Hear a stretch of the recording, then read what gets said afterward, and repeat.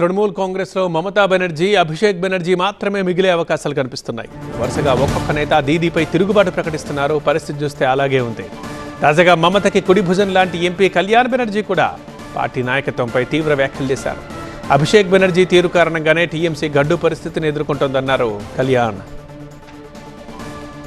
అభిషేక్ బెనర్జీని మమత దూరం పెట్టాలంటూ కళ్యాణ్ బెనర్జీ డిమాండ్ చేశారు. లేదంటే తాము పార్టీ నుంచి తప్పుకుంటామన్నారు. తనతో పాటు సీనియర్లని అభిషేక్ బెనర్జీ అవమానించారని ఆరోపించారు. తాము కావాలో అభిషేక్ కావాలో మమత తేల్చుకోవాలన్నారు. ఇకపై అభిషేక్ బెనర్జీ తరఫున కోర్టులో వాదించే ప్రసక్తే లేదన్నారు Kalyan Banerjee. And henceforth I will not be appearing in any matter on behalf of Abhishek Banerjee.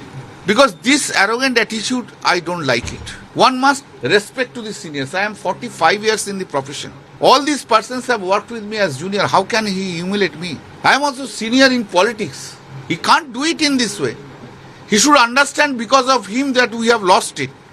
He should understand this. He should understand the party is facing this problem because of him. Only because of him. But he will be going disrespecting everyone, disrespecting me. This is not tolerable. I can't tolerate. I will request the Didi, if you depend upon the Abhishek Banerjee, then you remain with the Abhishek Banerjee, leave me. And if you leave Abhishek Banerjee, I am there, who has destroyed our party itself. టీఎంసీపై ఇప్పటికే 20 మంది ఎంపీలు తిరుగుబాటు చేశారు. 3 రాజ్యసభ ఎంపీలు పార్టీకి రాజీనామా చేశారు. ఈ సంక్షోభం నుంచి ఎలా బయటపడాలో ఇప్పుడు మమతకు అర్థం కావడం లేదు.